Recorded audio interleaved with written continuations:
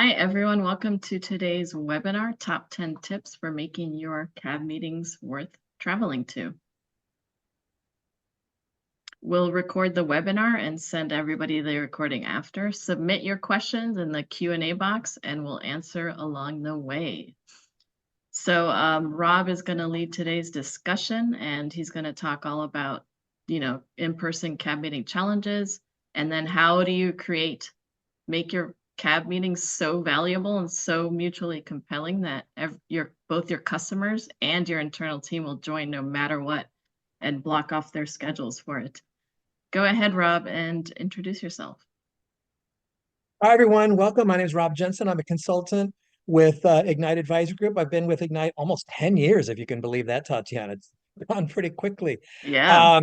So I suggested today's webinar and helped Tatiana and I put together the content because this is something I am experiencing with my clients.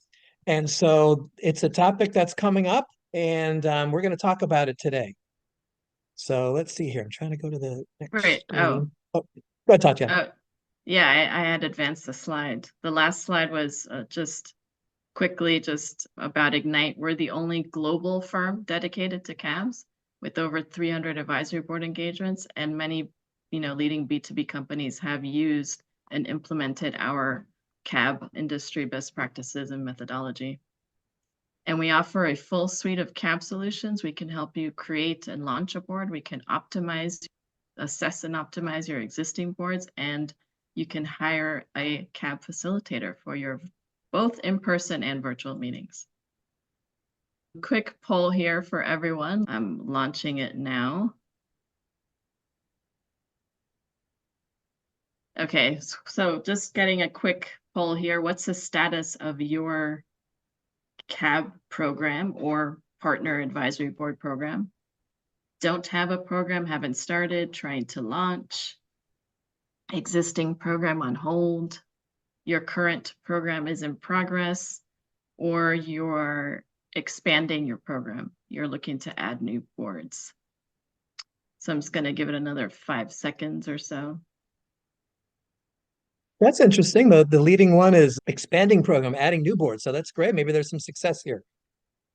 Yeah, definitely. So Yeah. like you said, Rob, a majority here are looking to expand the program, and the next category is have program in progress. So awesome. Great. Maybe there's some people here who are also experiencing the challenge of getting attendees to actually show up for their meetings. So yeah. So go ahead, Rob.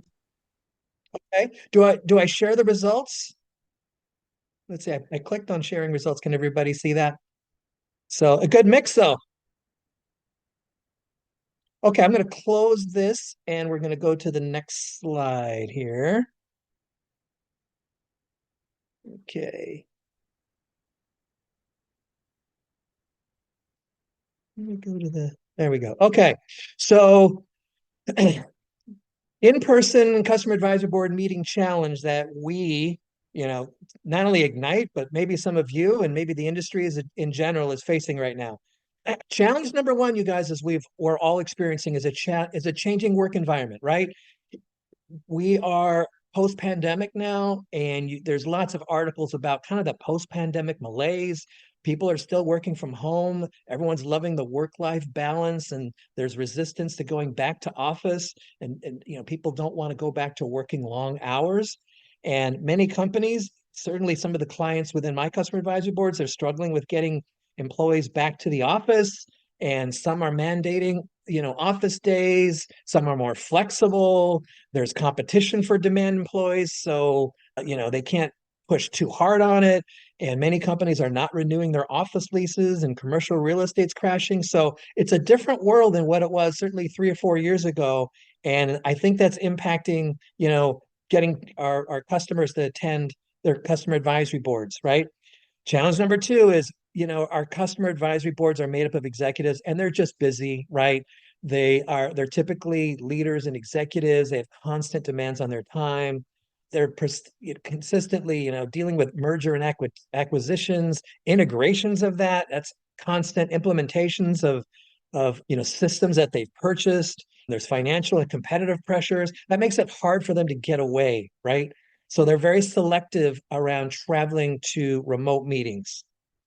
Challenge number three is the negative travel experience that we've probably all had, right? It takes time to travel. It's a hassle, the delays, the horror stories you hear on the news about people fighting and doors flying off and people opening doors, and it's crazy out there, right? Not even to mention the costs and the travel budget restrictions that many people have, right? So many professionals got used to not traveling during the pandemic and they don't miss it. And who can blame them, right? Challenge number four is video technology, right? And this is kind of goes hand in hand with the travel, resistances. The experience is inferior to in person, but the video technology platforms they're considered good enough, right?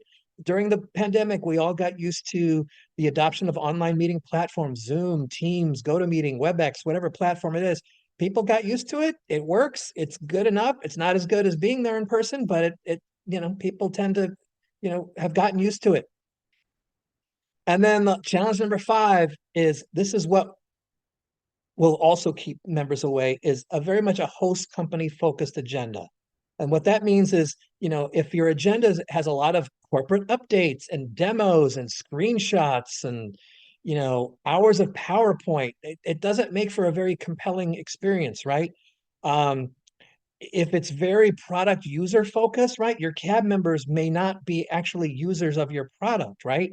This cab customer advisory board meetings are not in-person user groups, right? And when they get there, again, the PowerPoint, the perceived selling, like, hey, here's our new version. What do you think? Isn't it great? Or a lack of engagement opportunities, right? They're just in a meeting and then it ends. And sometimes there might be part of an overall program where there's unclear progress from previous engagements, like, hey, we talked about this before, what happened to the previous input we provided, right? And another dynamic I see sometimes is use of third-party speakers, right? So this might be an economist or an analyst or an author or some sort of expert that comes to an in-person meeting and they have, how much time do I have? An hour. They speak for a whole hour. They don't really get a lot of input or questions.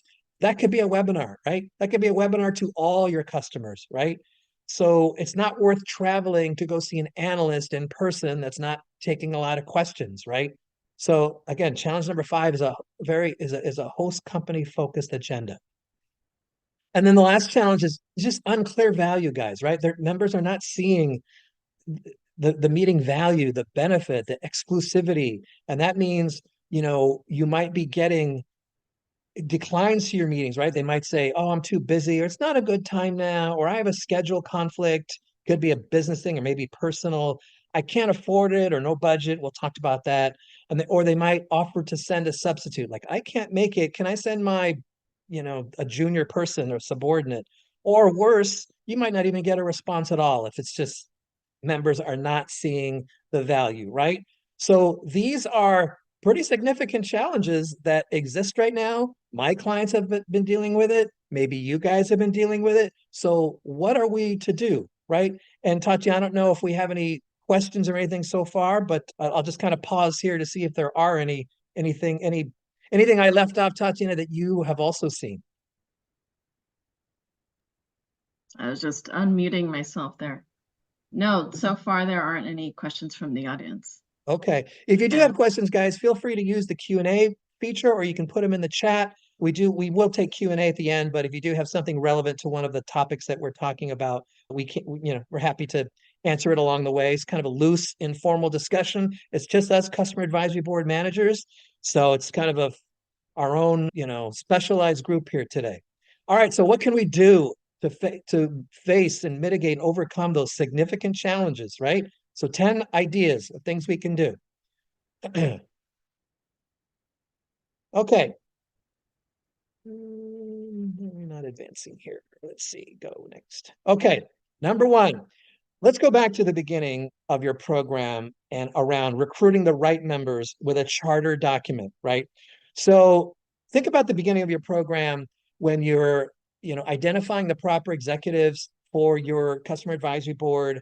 Remember that the person overseeing, it's the person overseeing the strategic challenge that your product addresses, but you don't want to aim too high, right? So if you say, hey, we want to get CTOs in our customer advisory boards, they may oversee many functions and many products.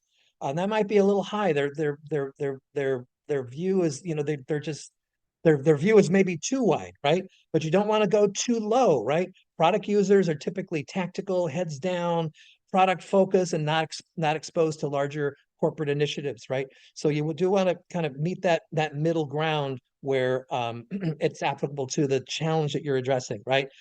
But when you are recruiting, you want to create a strong and mutually beneficial charter, right? And this provides the customer advisory program goals and objectives, right? The benefits for them to participating, right? Specify member, and this is important, to specify member participation expectations, right? So in your charter document that you use for recruiting, you say, hey, our members are going to participate in, one or two in-person meetings a year, right? And include the tenure for 2 years, and then ask for a commitment and dedication to the program.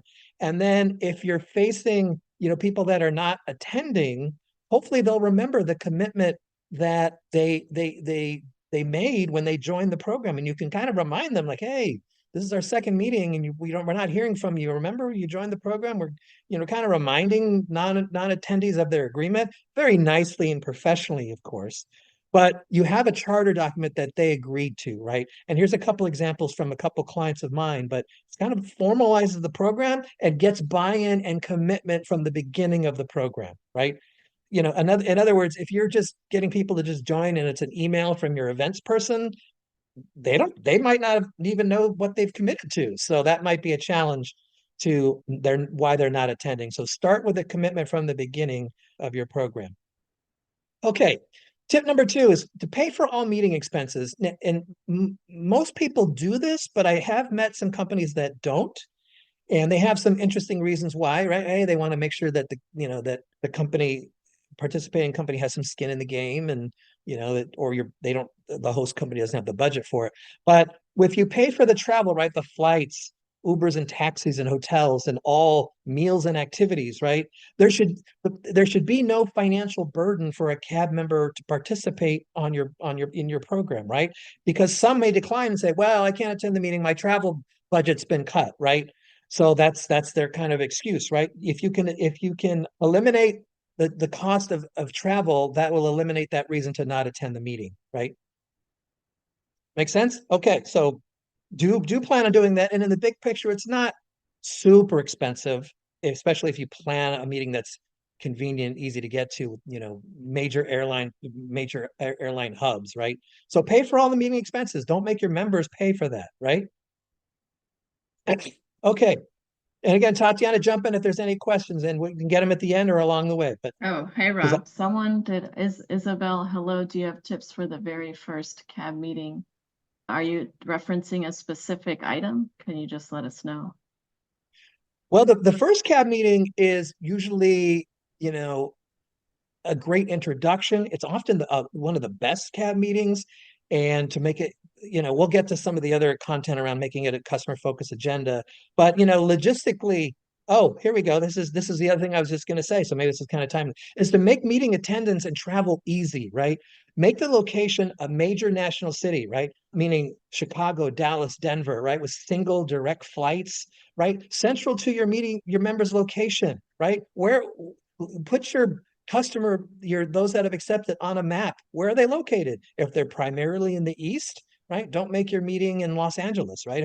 If they're in the East, make it in Chicago or New York or somewhere that's easy. One flight. Don't make it in Asheville, North Carolina, where I had to go to for a meeting once, which was extremely difficult to get to. Multiple flights and far away from the airport, right? The meeting hotel should not be too remote. I did a meeting in Colorado Springs, which was over an hour from the Denver airport, right? Make it easy and quick to get to, right? Executives are experienced travelers. They'll know. They might even tell you if it's too hard to get to, right? And And then, Sean just pointed out that his company doesn't pay for travel due to governance and customers being susceptible for being compromised, especially federal government. Yeah. but that's okay. That's understandable and common, right? You offer to pay for travel, Most people will say, sure, but there will be some who can't accept, and that's okay, right? They can't, they're not allowed to. It's common in, government contracting as that customer, that guy said. If they won't, if they can't, they won't, and hopefully they have budget to do that. And if they can't attend the meeting because they don't have budget, that's a bit out of your control. But at least offer it, right? It's okay if they don't accept it. It's understandable. There's Um, a there's a question here on yeah, go ahead. from Hari. Membership tenure, what is the recommendation? After 2 years of participation, should we check with the customer if they're interested or renew? Should we have them be CAB members and only if they mention they want to drop, we review? Good question. And we recommend that the initial tenure is 2 years, right? You want to get them to commit for a certain amount of time. 2 years tends to be a good amount. It's not too much, not too little. And if your CAB program is still going after 2 years, which hopefully it will, the members are then invited to continue their membership, assuming that they attend the meetings, they're good at the meetings, they participate, they contribute, they can continue to attend as long as it's beneficial to both sides, right? A well-run cab, the members will want to stay. I have a long-term client where the cab members have been there for many years and they really get a lot out of it. And we don't want that to stop. And they're great participants. So we don't remove them. Now, if they're maybe not as beneficial, there are ways to, remove them very, again, professionally, kindly to, perhaps an alumni board or to end their tenure. And that's kind of a separate subject for another time on how to do that. But yeah, you can keep it going through mutual agreement, right? Another point about making the meeting attendance easy is, do it during the middle of the week. Don't make people travel on the weekends, right? People want to spend time on the weekends with their families, right? Don't make your meeting start Monday morning at 8 o'clock, right? That just makes people want to that makes your members need to travel on the weekends. They want to spend time with their families. They don't want to travel on the weekends. I had a client that wanted to have an event on a Saturday afterwards, and they were sure that everybody would come to it. And I told them not to do it, and I wouldn't have gone. And so make it easy during the week. Make it convenient to members. Avoid end of the quarter or around. Conflicting with industry conferences or you can survey your members for the best time, right? Just ask them. You can help. You can identify the best dates and get a consensus. The flip side is if you're asking and some members say I can't make it this date, and you kind of go with the majority and you pick a date that they can't do, they might not respond very well. Like, hey, you chose a date, I told you I couldn't make it, right? It's hard scheduling, as we all know as marketers. It's very hard to get a magical date that works for everyone. It's very difficult. But sometimes if you get the most people right that agrees, that will make it easy for your members to attend. But just avoid times that are bad for them. And in your particular industry and conferences and for finance people or whoever it might be, there might be times that come to mind that are not very good. So keep that in mind. Make it easy. Don't make it difficult. Okay. Tip number 4 for making your CAB meeting compelling to attend. Why am I not? Let's go. Okay. Avoid hybrid meetings. And what these are, guys, during COVID, we had some people some companies that would host a mix, right, of some people in person and some people virtual due to COVID or due to people who couldn't make it, but they could make it on virtually, right? This, as we've discovered, does not work well, right? It'll weaken your in-person attendance, right? Those, if you offer, oh, if you want to attend, you can do so virtually. They'll accept it, say, great, I don't have to travel and be out of the office. Great, I'll take it. And then those that show up attending in person, they won't be happy. They'll, what? We could have attended this virtually? I didn't, I must have missed that. Or the meetings themselves are also, pretty problematic. The virtual participants, it's hard for them to follow and contribute. They sometimes are forgotten. There's facilitation challenges. There's technology challenges to get everyone to to be to be in the meeting. I've written about this. We've written about this because during the COVID time and then post COVID, there were some companies that did this and it was very mixed at best results. But I think if you're going to the recommendation would be host a CAB meeting in person or do a virtual in between meeting. Don't mix it. Don't avoid just avoid the hybrid meetings. They don't work. They're very problematic and it just weakens the overall attendance. Okay, tip number 5, let your members drive the agenda. We talked about earlier about companies that, the we're going to tell you about our new product and what we're doing, and then we're going to show a demo, and then we're going to have an analyst or an economist, and let the members drive the agenda. How do you do that? Interview them in advance of the next meeting, right? What are your top challenges, right? It's best to create a guide where you put some topics on the table and they say, yes, that's what we're facing. And there are challenges in your industry, and maybe there's other ones, right? That they're all facing. Hiring and training and getting people back to office, it's constant. Integrating acquired companies, integrating purchase products, these are constant challenges, right? Now, if you can't interview them, which is ideal, especially for a new program, you can also do a survey with some topics to help you prioritize them. But you're providing topics you think are the top challenges for them, and ask for their feedback and how they would prioritize their challenges. And you put that front and center in the agenda, right? But then go off the menu. What else are you struggling with that you'd like to discuss with your peers, right? Could be a topic you didn't know or thought or didn't think about, or that all your customers would love to know how their colleagues are dealing with XYZ, right? And then when you create your agenda, prioritize the most popular topics and address it early in the meeting agenda, right? After introductions, get to what they want to talk about, not just about your company, right? Which is, a constant challenge, right? And again, Tatiana, jump in if there's anything. I'm just going to kind of keep going here.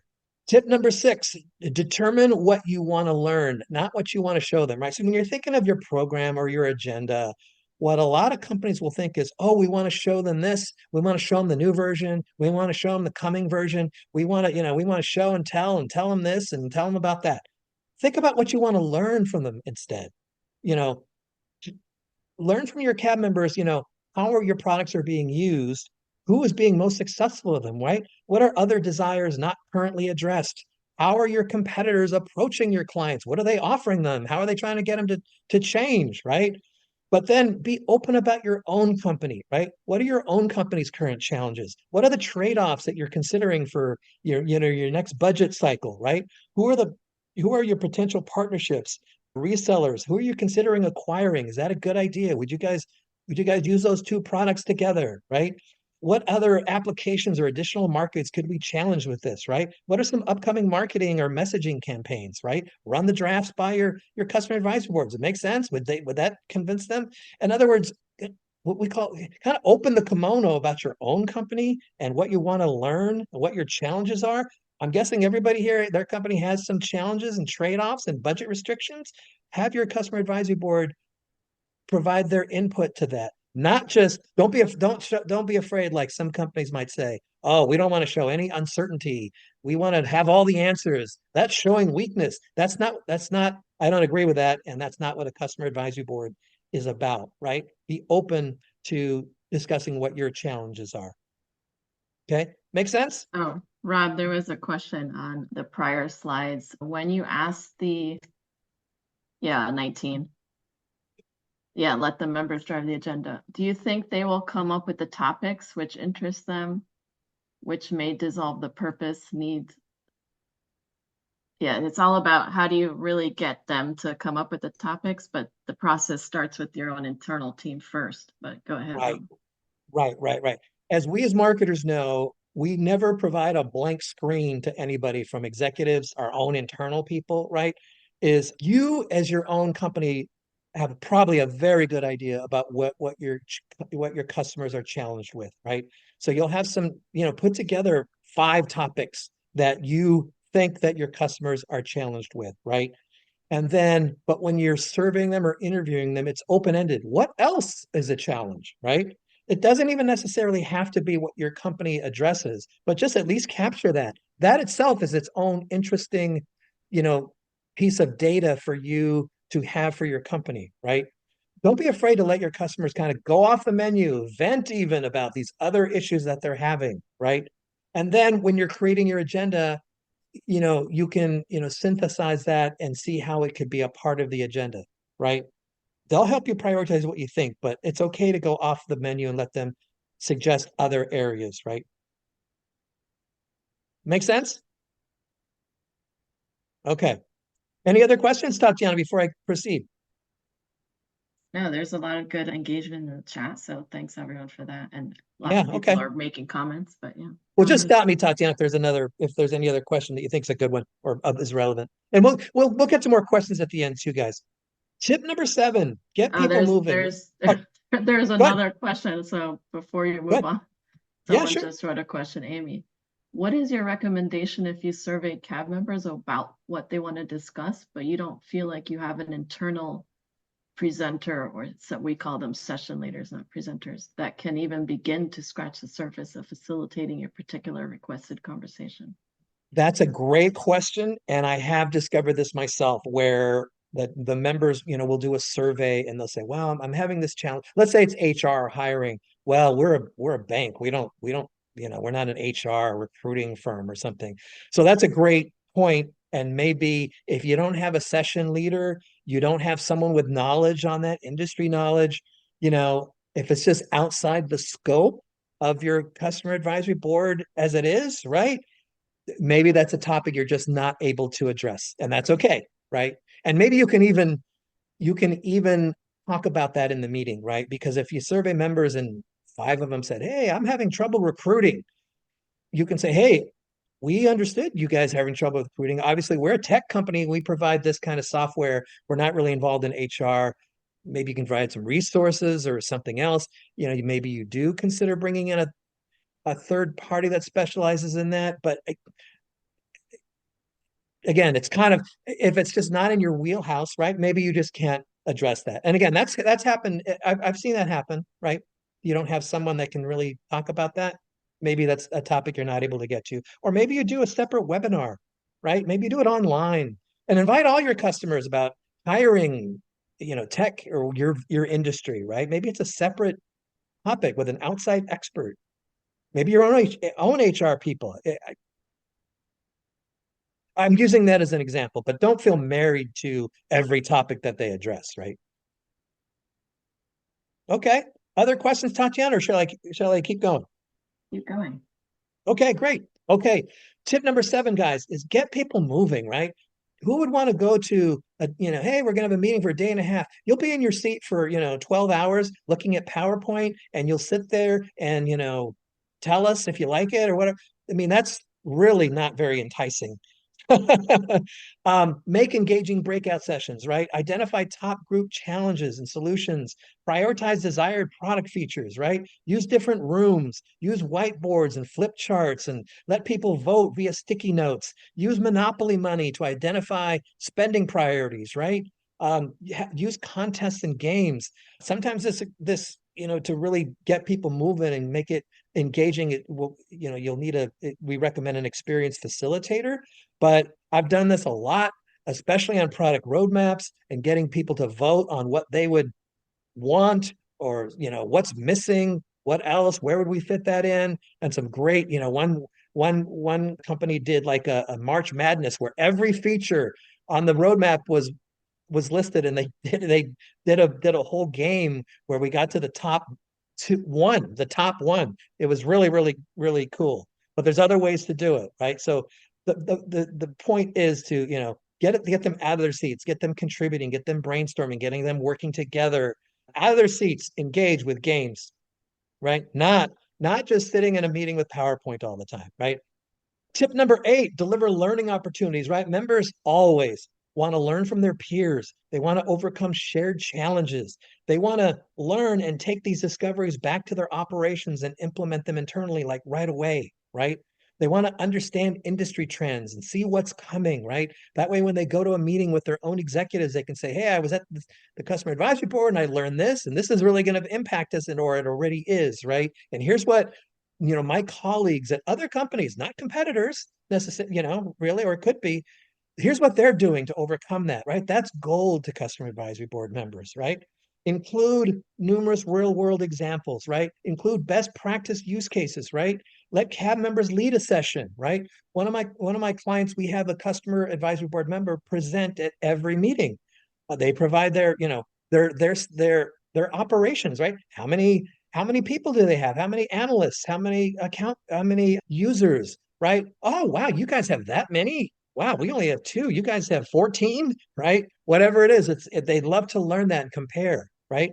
Which brings me to the next one. Number 9, enable benchmarking. Cab members want to know how they're performing relative to their peers, right? So they want to, let people compare their numbers, right? So for finance, for example, it might be, days sales outstanding in supply chain, fuel costs, right? What are you paying? How are you getting it? Sustainability. How are you doing on your goals or mandates, for electric vehicle use or whatever it is, right?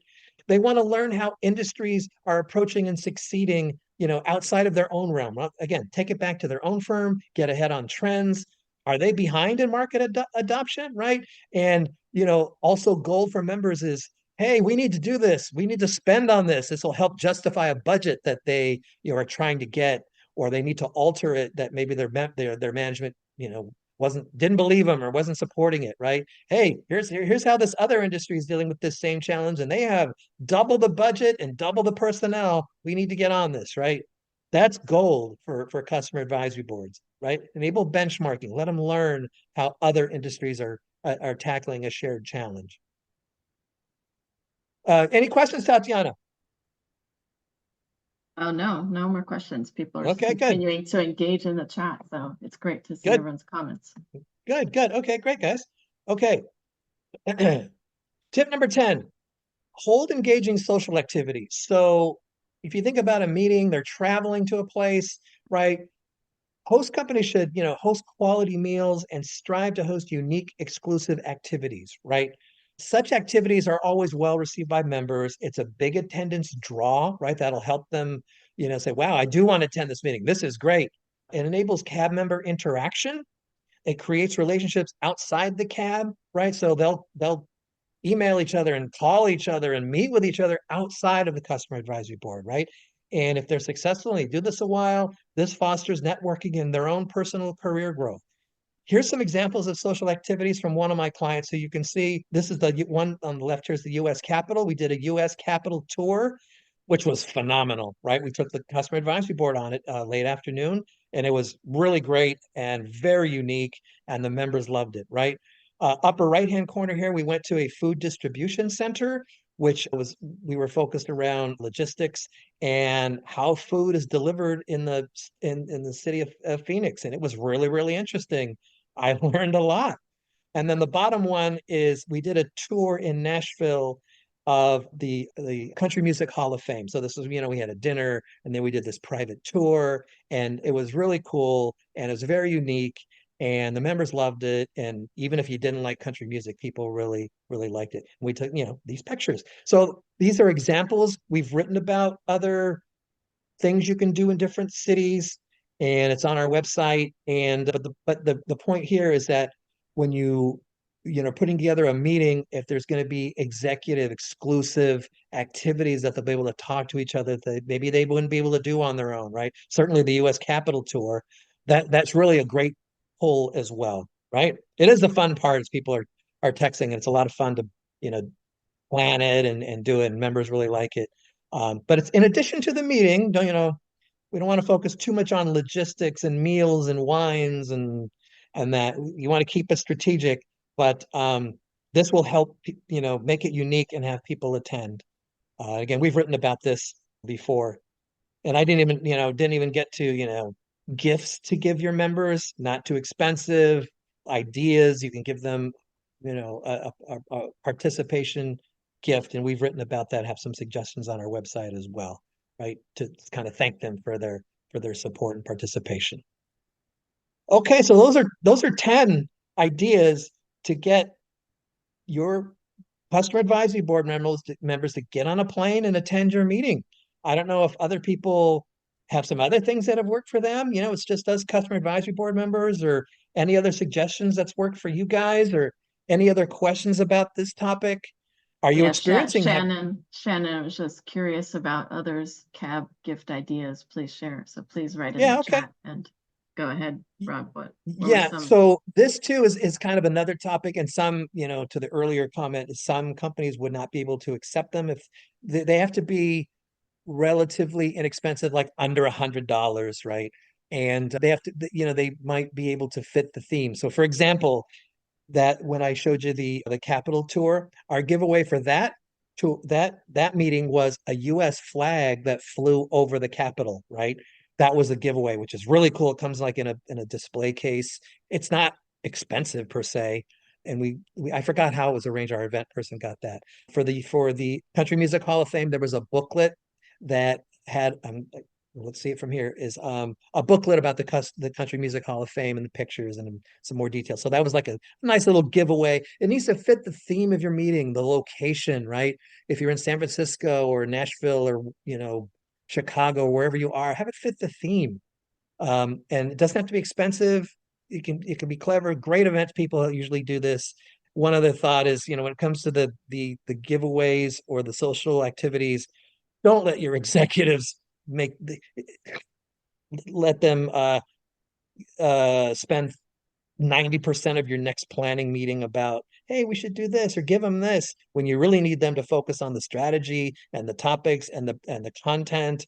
And I've written about this too, while I like the giveaways and the activities, it tends to take up too much executive time on their feedback. They'll go hours about it. So that, again, my experience. Yeah, Okay, definitely. Tatiana, more questions. Yeah, Isabel wrote, how does a good follow-up to a CAB meeting look like? Okay. So, Isabel, great question. And I actually we do have a specific article and blogs about, hey, the meeting's over. What now? What do you do now? And what's the follow-up, right? In short, you do want to, provide in your meeting, right? They're going to say, hey, can we get this meeting content, the slides?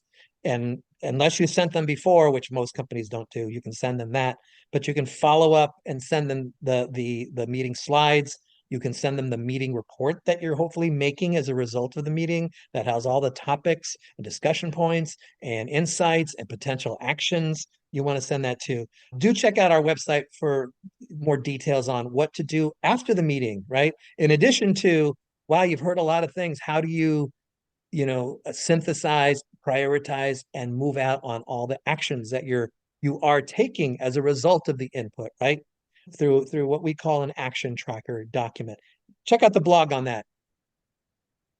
Yeah, good points. I'll just add one more point is that you don't Yeah, have to action on everything. So it's about yeah. prioritizing and just following up and let them know what you heard and what you are going to action on. Great point, Tatiana. Some people think that, oh, what if our members say to do this and we can't? And the executives are scared that they're going to request something that we can't do. That's okay. You don't have to do. You're not under, any mandate to do everything they say, right? You collect it, you hear them, you collect it, you review it internally, you decide what you're able to do, and sometimes you're already going to do what they suggest, which is gold next time. Then you've done it, you're doing it, and you go back to the next meeting, you say, "Hey, thanks to your input, we're doing XYZ, or we're adding this feature thanks to your input."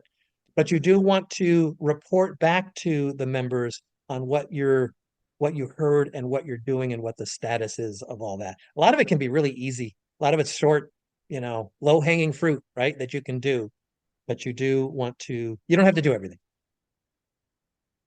Yeah, so does anyone have any other questions? I know the chat keeps going, so that's awesome. I love Good. Yeah. If everyone's there's feedback in there, but if anyone, we'll give you another few minutes if you have more questions. You can type them into the Q&A box or the chat. Oh, can you talk? There's a question from Michelle.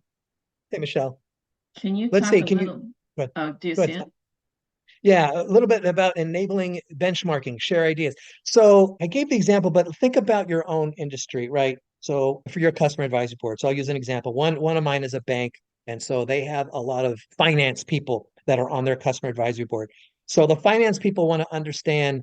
I gave the example of days sales outstanding, right? So how are they doing on paying? How are they doing on paying their bills, and how far are they behind? How many people are they using? What's their what's their limit on their spending, like, so it's corporate cards and things, so just data that everyone kind of does things differently. Wouldn't it be cool, like, even in this group we have together, right? How many people are on your customer advisory board, right? Some people might say, oh, I have 5. Some people might say, 5, I have 30, right? And I've experienced both, you guys, all the numbers, right?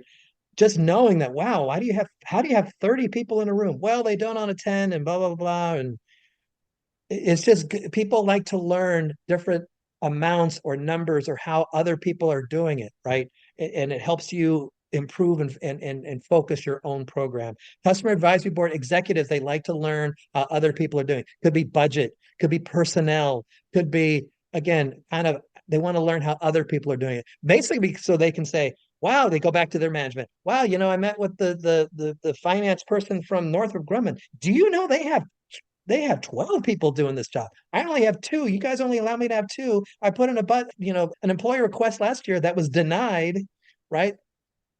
As an example. Okay, Yeah. another chat I see. Oh, go ahead, Tatiana. Oh, no, go ahead. Let's see. We plan to gift Kodak portable printers. They can use to print out photos from their phones. That's a great idea, Krista. Wow, that's pretty cool. Good one. That's a good one. Yeah, people are Yeah, commenting on the gift ideas and whatnot. yeah. That's a good one, right? So if you And have, again, okay, go ahead, good. go ahead. I hesitate to spend too much time on activities and giveaways. I think between this, this is just us professionals here. Again, there's a lot of great ideas out there. The events people I've worked with have been phenomenal at putting this together, but let them drive it. Don't go to your next customer advisory board meeting with your executive team and hey, let's start with a giveaway ideas. You'll spend that for 45 minutes, and then the things you really want to get to, the agenda, the topics, the content, that'll take a back seat. Meet with your executives on the strategic stuff. You need them to understand, or you need decisions on and who's going to lead this session, right? That's what you need to do. If there's time at the end, hey, we have 10 minutes left. Now we can talk about other things. Hey, we're going to do this, or better yet, send them an email. Executives don't need to tell you what kind of wine they want. Again, I just have battle scars. As you can tell, I'm a bitter about this subject. That man, just I've just been in meetings where we're going on and on about DJs and wine and food, and we don't need this. Our events person's really good at that. We can spend time on it, and we have examples. Check out our website for blogs and suggestions on this. But one piece of advice: don't let your executives hijack your next customer advisory board meeting talking about logistics and shuttles and things that they will tell you if you what kind of music are we going to have at the winery? Oh my God. Yeah. Okay, So I've said yeah, enough. yeah, definitely. There's a There's question, baggage here that we need. Okay. yeah, question from Marissa on virtual CAB meeting tips, even though we're talking about in person. Any tips for virtual CAB meetings? So we recommend that you meet in person, but then you can have what we call interim customer advisory board meetings, where between the in-person meetings, you can do an online virtual meeting where you might have different topics, again, always driven by the members, but you might have some updates about a topic you talked about before, or you kind of owe them, hey, we'll get back to you on that. You don't, if you have one meeting a year, it's probably a long time. Well, it is. If you have one meeting a year, you don't do anything in between your one in-person meeting. So it's okay and good to have what we call an interim customer advisory board meeting to, have topics, have an agenda, member-driven agenda, have customers participate, and we have written about how to manage a virtual meeting, best practices for managing virtual meetings. That too, articles and blogs on our website, because obviously during COVID, everybody there were no in-person meetings, so there was a lot of exclusively virtual meetings. So there's a lot of content and suggestions for that too. Yeah, one point on virtual is same as in person. I would really highly recommend to do breakout sessions Oh yeah. because some people just won't engage. They're on virtual. Maybe they're just quiet in general. So Wow. especially on virtual, get them into smaller groups. So they're in three or four per group, and they're just more likely to engage, and you can hear from everyone that way. So Yep. definitely do breakout sessions on virtual. And some people were commenting on you can use different tools like the Slido tool we've used, and you can launch a poll and you can see, in real time the the, people are voting and whatnot. So definitely use different tools like that. Absolutely. And Tatiana knows we went through this, guys, 2020 to 2022 is a lot of virtual meetings, a lot of virtual meeting technologies, breakouts and tools and games. And we went through a lot of this and became pretty good at it. I think we wrote about it. So if you are having a virtual meeting, just don't make it, all PowerPoint. People just sit. That won't go over, well, especially with busy executives, right? You'll get drop off and other things. Do make it engaging. And some of the same topics we've talked about today apply to a virtual meeting, right? So yeah, Marissa's asking Hari, but what breakouts do you do? I would say you have to definitely keep it simple and make it very clear. Like, what are your Right. top solutions in X? Or what are your top challenges in X? And then what are the solutions in that area?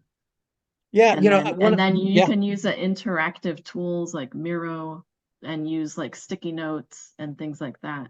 Or anything else, Rob? No, no, no. Well said, Tatiana. I think if you're thinking about breakouts, is to first think about what you're trying to learn, what you're trying to determine, then come up with the best breakout activity that supports that, and then really get specific on what you're trying to accomplish, what the rules are, what the teams are, how much time do you have, what's the output, and then getting everybody to see that. That's something that I always in touch we've experienced too is companies under plan for breakout sessions. Sometimes they bring the game to the meeting is to plan it out because there's a lot of questions and it should be kind of prepared. You don't have to, I mean, you should rehearse kind of what's going to happen and what you're trying to get out of it because you do uncover some things you hadn't thought of, or it's unclear. Where do we go? What do we do? What's the output? And then think about members. You're on a webinar and here's the instructions, and you know, write out the instructions, put them on a screen. Don't just say them, right? People might not, they're on mute, they're the multitasking, right? There's 100 reasons why they might not understand what you're trying to do, right? Just be clear, concise, communicate it well, and everything. Yeah, definitely. Everything. I agree with everything you said and have that clear deliverable, clear instructions. Yes. Maura wrote a question on, you mentioned having challenges getting executives to attend in person. Can you give a recent example when you were successful and when you were not successful getting people to come? Successful would be, kind of incorporating all this, right? Let me answer it this way. The companies that have been successful in getting their members to attend have uh, they recruited the right people. They have a charter. The members have agreed to it. They know what's coming. They know what to expect. Oh, we're having a meeting in person this year, this fall. Okay. Yeah, I'm going to look. I already agreed that I'm going to attend that, right?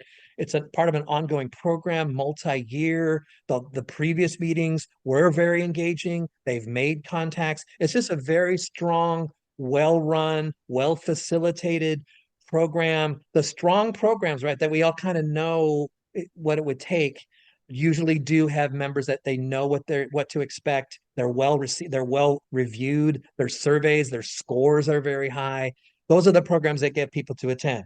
The ones that don't get people to attend are smaller, well, not smaller, but maybe newer programs where the last meeting was all that's so I think I'd answer that this way is if there was a first meeting and then the next meeting's being planned and the first meeting was not well attended, not well run, very customer focused, a lot of PowerPoint, here's a demo, here's a screenshot, here's you know it was very much why did I travel to this? This could have been a webinar. This right. And now we're planning the second meeting. What's on the agenda? Oh, we're going to talk about version 3.0 and what's coming. Like, I don't need to get on a plane for that, right? That's when I've experienced customers that are, don't want to travel if it's going to be host company focused, right?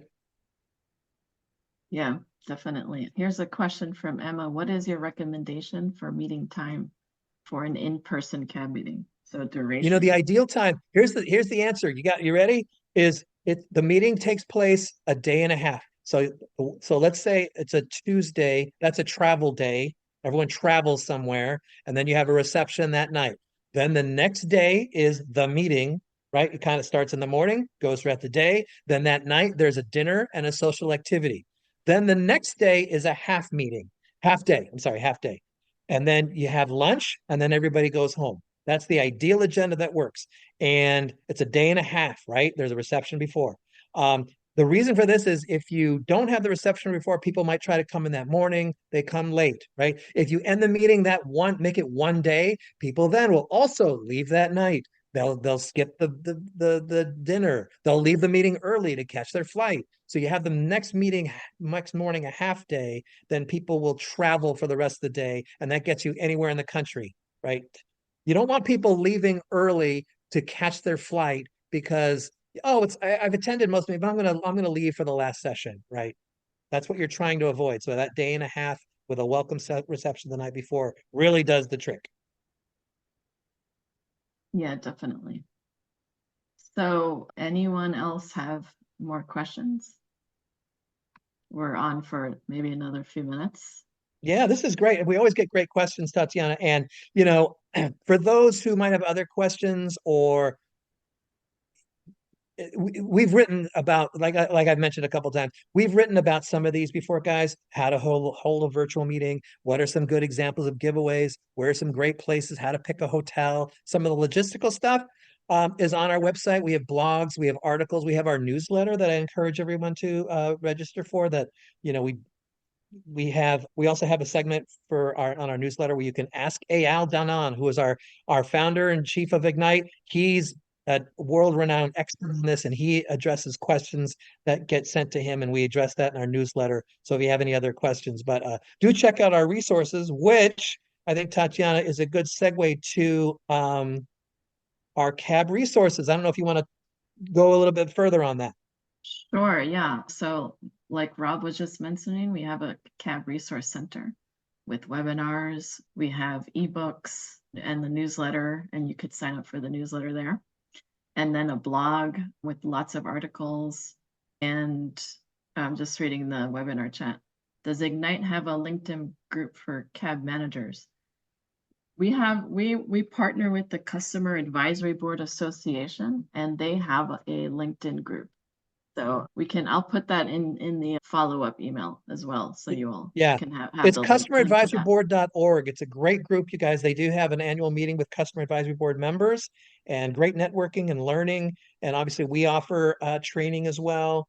And, before we go, we're almost out of time. But, if people do have a question or they have a program, thinking about our initial poll, if you're getting it off the ground, you're having challenges, or you're trying to expand your program, give us a call, drop us an email. We have our expert Gavin Nathan, who is a customer advisory board world renowned in his own right, and he manages customer advisory boards, and he's happy to provide specific insights about your program. Right, if you're having a specific challenge that you have, or you're having trouble recruiting members, or you don't know what to do after the meeting, right? He can help. He can provide personal insight and guidance. And of course, we'd love to work with you, but he's happy to really customize an answer. You can kind of go into more detail we can do today, and we have time for, right? Oh, we kind of just quick chat Q&A, but we're happy Yeah, to address challenges specifically you might be facing in your own program. It might take a thank little more time. yeah, definitely. So you can contact us at info@igniteag.com. Yeah. And thank you everyone for joining and being so active in the chat. Thank you so much, Rob. Any final words? No, thank you, Tatiana. Thank you all for joining us. Hope this was helpful. Good luck getting your customer advisory board members to attend. It is a challenge. Make a good meeting. Hopefully this helps. And if it's not helping, give us a call. Everyone's writing great session. End it Thanks, now. everybody. Thanks, Rob. Thanks.